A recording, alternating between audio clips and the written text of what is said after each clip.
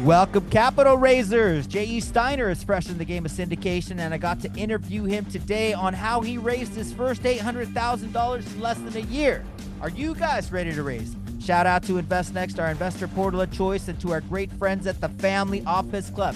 Do not miss the Strategic Capital Raise Conference on June 7th and 8th, 2024. It's going to be fire with over 50 speakers and 1,000 registrants. Get your free tickets now at strategiccapitalraise.com. With that, it's Capital Raiser Show episode 304, and it starts now.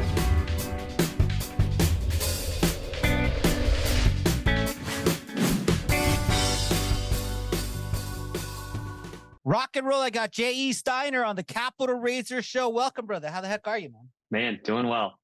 Great to be here. Sweet, dude. Excited to interview you. This is going to be a lot of fun. The Capital Raiser Show Season 4, brought to you by our friends at Family Office Club and our newest sponsor, InvestNext. So really excited to dive in with J.E.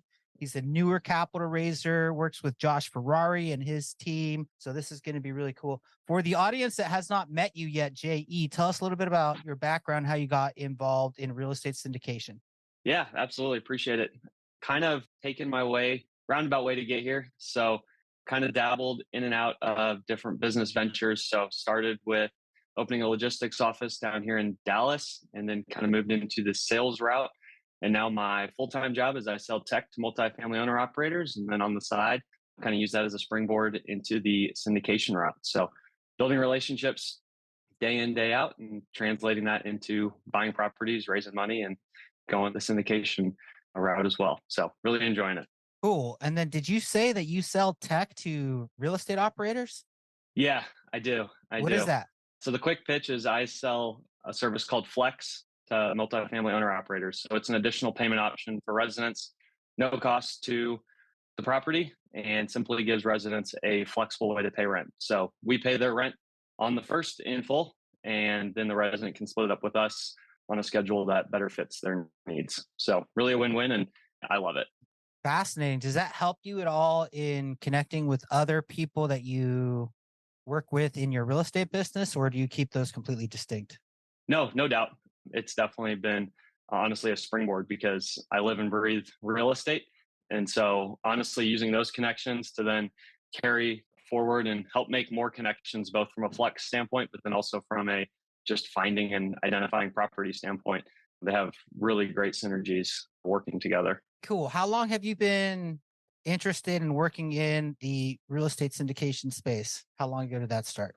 I would say I jumped all into it beginning of this year. So joined the mastermind, Three Beach Capital, Josh Ferrari, for those familiar, beginning, or I guess middle of January, and have just been running full steam ahead with it since. So about, I guess, what is that, 9 months, almost 10 months now? Okay, cool. I did a creative capital challenge with Josh, I think like 2 years ago or something like that. That was a lot of fun.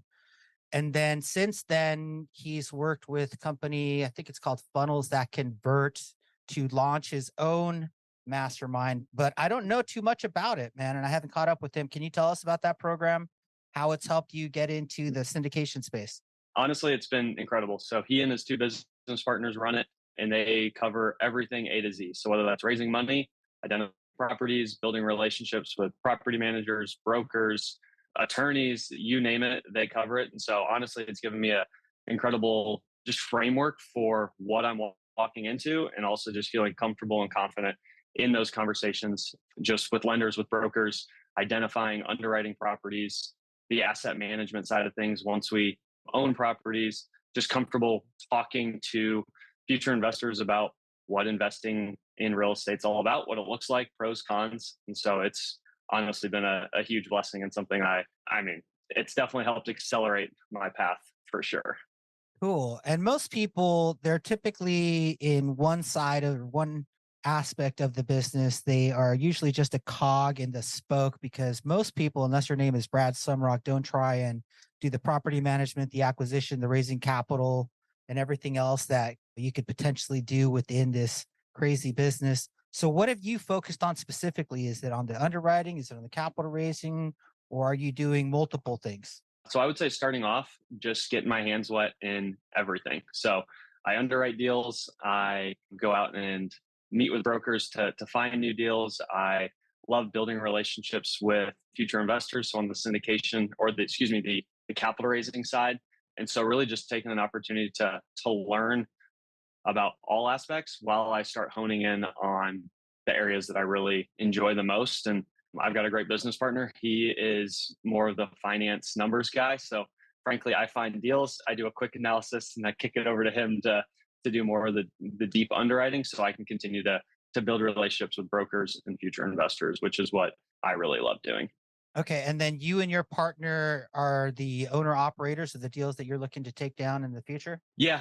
So definitely going to obviously own them. And then from a property management side, I've started building relationships with some third party fee managers to do the property management side of things. So that way we can continue to focus on acquiring new properties and let them focus on what they're good at, which is running the property to its best use. Okay, cool. And then on the raising capital, who helps you with that? Is that all you, or who participates in that? Do you work with co-GPs? Tell me more about that side of things. As it stands today, we're currently doing it all my business partner and I. So just going out there raising money to then deploy into assets.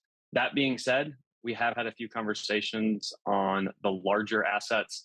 I think 250, 300 unit deals where we would co-GP with an operator that has a lot of experience, and we either bring capital to the table or we would just bring the deal plus some capital to the table and then let his or her expertise kind of take it from there and run it together. So we've explored both, but currently the deals that I'm underwriting are between the 50 to 100 unit range. And so for those, we would take down and do ourselves. Okay, and what kind of deals have you done so far? Yeah. So my business partner and I, we've done some smaller deals. So about a 10 unit development down in just south of Austin, and then just a couple smaller 2-4 unit deals. So I'm really looking to move more into the true multifamily space just for scale and honestly simplicity in the deals. Okay, cool. A lot of people that are trying to get into the world of syndication, it's kind of intimidating to go out and try and take down a 200 unit property if nobody in your family has ever done it. And they like to start, and it makes sense, I think, to start with smaller properties depending on what your goals are and what you're trying to accomplish. So let's kind of break down some of the stuff that you've done. You mentioned a development deal. So what made you choose development over an existing asset? Is it a ground up development? Yeah, ground up. Honestly, I like the current asset acquisition, just your traditional value add. However, stars kind of aligned. We had a good relationship with a contractor, found a piece of land at a really good price in a really good area. And so honestly just decided to move with it and run with it. So that's honestly how that came about. But typically I would say what our bread and butter is, what we prefer doing is your traditional value add, acquire an existing asset, put some love into it, make it look nicer, more appealing, and just more comfortable for residents to live in, and then continue to do that. So that's honestly our bread and butter, what we prefer, but the development kind of just fell into our lap. Okay. And then the partnership opportunities on these three deals, how did you put those together in terms of like who's going to do what, who's going to raise the capital? Tell me more about that. I want to know who's doing all of those functions. A lot of it is us wearing all the hats. So Awesome. we each have a piece in it. I would say I do more of the capital raising and just the relationship in terms of identifying the deal. And then again, my business partner, he is very analytical, very numbers driven. And so his bread and butter is making sure the numbers fit, the numbers match together, and that everything is operating smoothly. Okay. So you mentioned the raising capital side. What have you done to raise capital? What have you learned along the way so far? The biggest learning I have learned is honestly just don't be afraid to talk to anyone and everyone. That's honestly where I've found the most success, is just putting myself out there. I've messaged people on LinkedIn. I've cold called owners. I've met people at networking events. And honestly, from there, I just ask questions. I learn from them. And then typically during those conversations, the person I'm speaking to is like, hey, like you should actually chat with so and so and so and so. And then I'll just go and chat with them. And so my goal is to walk away from each conversation, one, providing value to whoever I'm talking with, but then two, to get a couple names to then go and reach out to after our conversation. And that's kind of just multiplied my conversations across the board and opened up a lot of really neat opportunities. Referrals is a huge thing. What about like getting in front of more people? There's some people in the industry that say, hey, you need to get out, create omnipresence, be everywhere, get on podcasts. possibly create a platform? What are you doing to get exposure, get your name out there, or is it all referrals? So I'm trying to boost my LinkedIn presence. So starting to post more frequently. I'm actually also about to embark on the 30-day challenge. So you'll see my name popping up more and more on LinkedIn. But my bread and butter is I use LinkedIn a lot. I love LinkedIn. I'm comfortable with it. And so I'm honing in on my LinkedIn presence. And then from there, starting to branch out into other areas. Because for me, it's too complex to try to learn every social network out there. And so I want to be really proficient at one and then Mhm. take those learnings and apply it to Twitter, to Instagram, to Facebook. But I really want to master one and then use that to as almost a springboard into the others. And what's the 30-day challenge? I'm curious about this. It's a 30-day capital raising challenge. Really, what that means is just putting myself out there for 30 days, letting the public know exactly what I am up to, and then honestly, just educating people. A lot of just the people I have had conversations with up to date, they know about real estate. Real estate's cool, but they don't actually know how to get into it, whether on the full hands on level like syndications or just the investor level, taking advantage of those wealth creation benefits. And it's funny. So I work in what is called the prop tech world, people selling technology to multifamily owner operators. And it's amazing how many people that have worked in the space for years and years and years, but have never actually thought about investing in real estate. And so my goal is honestly to just be a way to shed light into ways to take, hey, you just made a great commission. Now let's amplify it. Let's multiply it by investing it in a deal, whether it's me or whether it's someone else. My goal is to just help inform people of what's out there. Okay, cool. And what kind of stuff are you going to post? How are you going to educate and nurture people? And what are you going to educate and nurture them about? I think biggest one is just to start just sharing my story. I am a very average dude. And I think that is honestly a really cool thing for people to see. Hey, average, normal, ordinary people can be in real estate. You don't have to be the Grant Cardones, the Brad Sumrocks. You don't have to have millions and millions of dollars to get into real estate. You can do it simply by just working hard and investing small amounts and building it up from there. And so that's what I want to share with people. But then, two, just how to identify what a good deal is, what to look like when you're thinking about investing in a syndication group. What are red flags? Like, how do you go about even finding these opportunities? And then those are the things I want to share with others. And then also give them a sneak peek on the other end of, hey, what do I look for in a deal? How do I identify what's a good deal, what's not a good deal? And just really providing value from like a 360-degree viewpoint. Okay, cool. And then what's the asset class that you're going to be telling people about? And what are your feelings on the asset class during these economic uncertain times? Yeah, uncertain to say the least. So for me, it's BNC asset classes. So I like the value add play, being able to take a older, typically more rundown property and beautifying and making it comfortable to live in a place where residents are proud to call home. So that's really what I'm looking for. I really like that asset class because as there is this uncertainty, some residents don't want to bite off a new class A luxury lease, but they feel more comfortable in a class B home where they get everything that they need and they have some really great amenities, but they may not have a rooftop pool. They may not be a need per se. Those are more wants. And so as there is a lot of uncertainty, people really hone in on their needs. They take the wants when they can get them, but they really focus on how do I take care of myself and my family well and protect us for the future. And so that's kind of the group of residents and the asset classes that I'm looking at. Okay, so you mentioned that you've raised around $800,000, and this is your first year. It's not even been a full year yet. For the person that's listening in, wondering, is it possible for me to raise capital? Can you share a little bit about what was your process for going out and doing that? Was it just what you mentioned earlier, talking to people and getting out there? Did you raise that all for one deal, or was it multiple deals?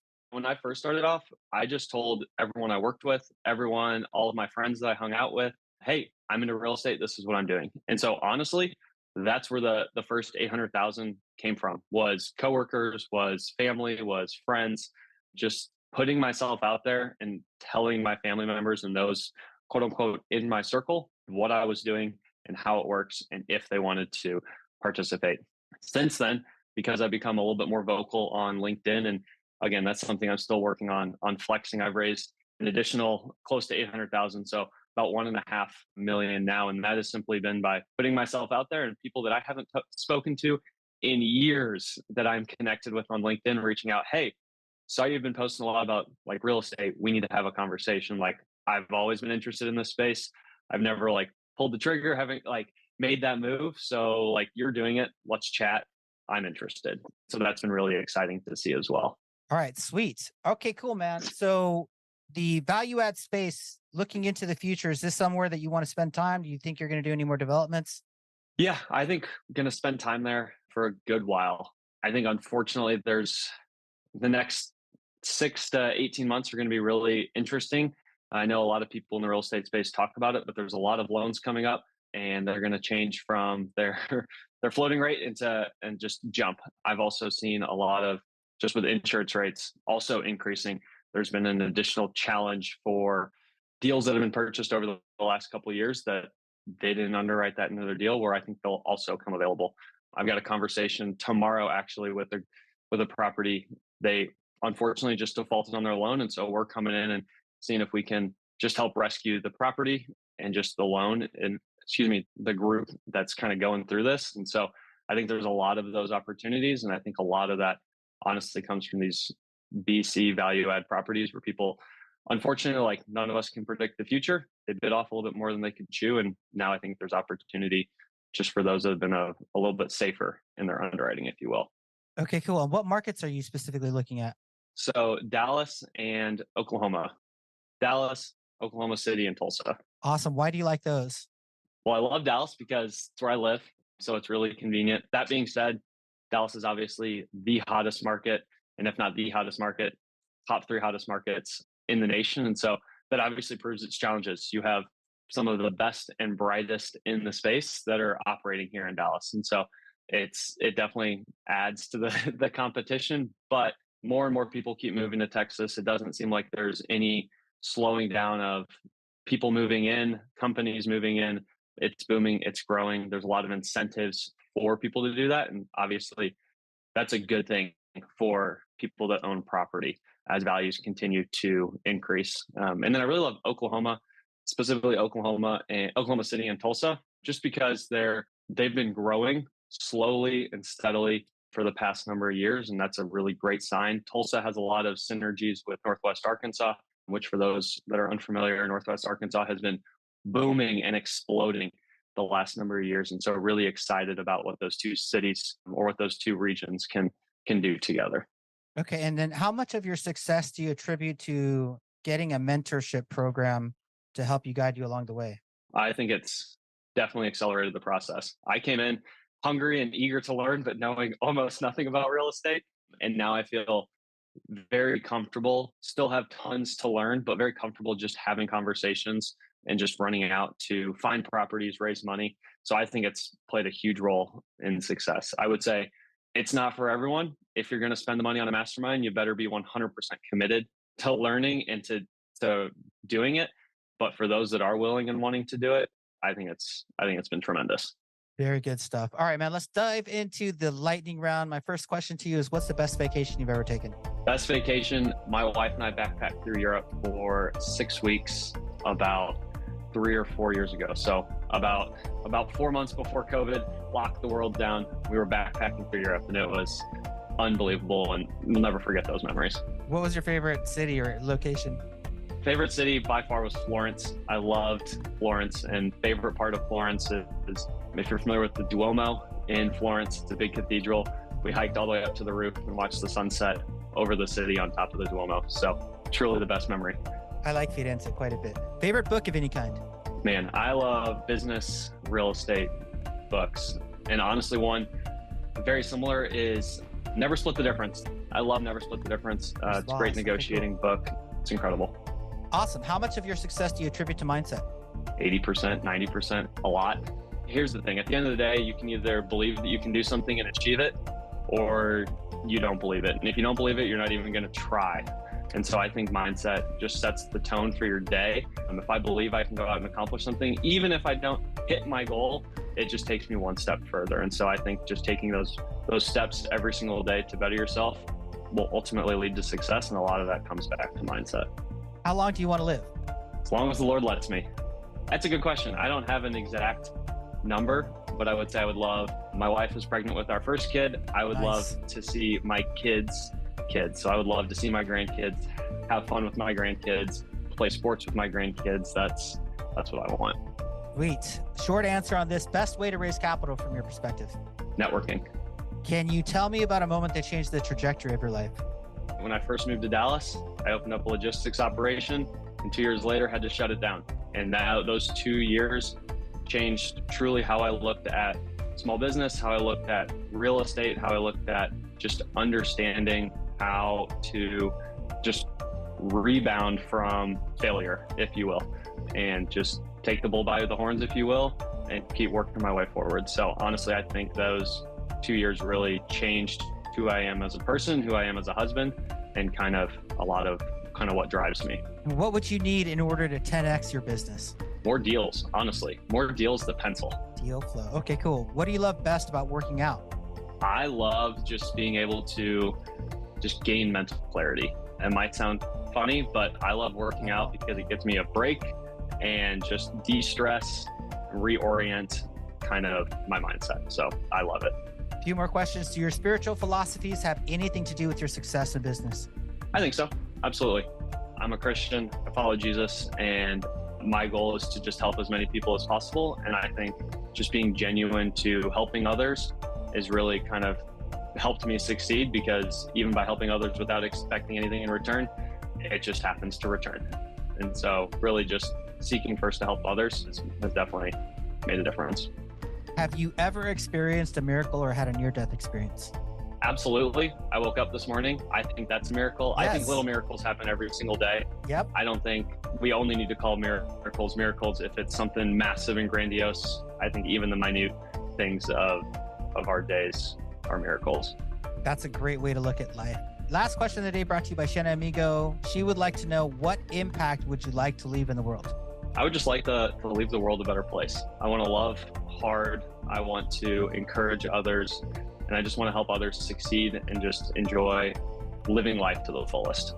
Cool answers on the lightning round. All right, cool, man. Shout out to the Capital Raiser Nation. Thanks for tuning in. Please leave us a 5-star written review. Shout out to my sponsors, the Family Office Club and Invest Next. JE, how does the audience get a hold of you? Best way to find me is on LinkedIn. To my knowledge, I'm the only J.E. Steiner on LinkedIn. And if it helps you find me, J.E. Steiner. Typically that helps.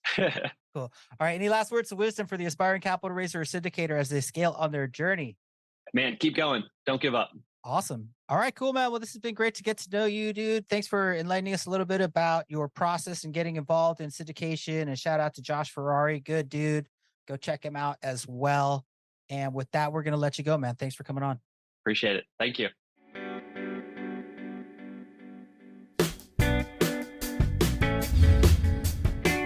The Capital